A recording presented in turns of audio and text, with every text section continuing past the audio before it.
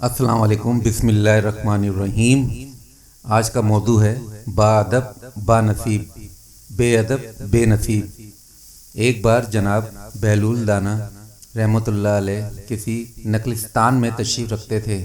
ایک تاجر کا وہاں سے گزر ہوا اور آپ کے پاس آیا اور سلام کر کے مؤدب سامنے بیٹھ گیا اور انتہائی ادب سے گزارش کی، حضور تجارت کی کون سی ایسی جنس خریدوں جس میں بہت نفع ہو؟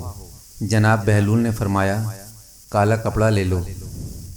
تاجر نے شکریہ ادا کیا اور الٹے قدموں چلتا واپس چلا گیا۔ جا کر اس نے علاقے میں دستیاب تمام سیاہ کپڑا خرید لیا۔ کچھ دنوں بعد شہر کا بہت بڑا آدمی انتقال کر گیا۔ ماتمی لباس کے لیے سارا شہر سیاہ کپڑے کی تلاش میں نکل کھڑا ہوا۔ اب کپڑا سارا اس تاجر کے پاس ذخیرہ تھا۔ اس نے منہ مانگے داموں فروخت کیا اور اتنا نفع کمایا جتنا ساری زندگی نہ کمایا تھا، اور بہت ہی امیر کبیر ہو گیا۔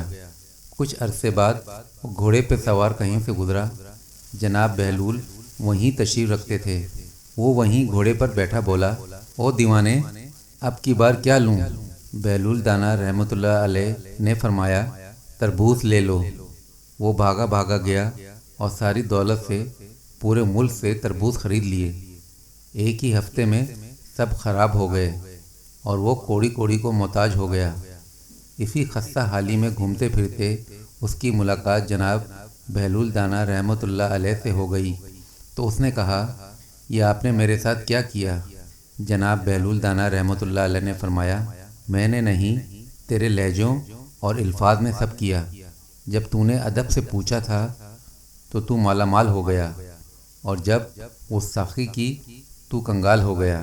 اس کو کہتے ہیں با ادب با نصیب، بے ادب بے نصیب۔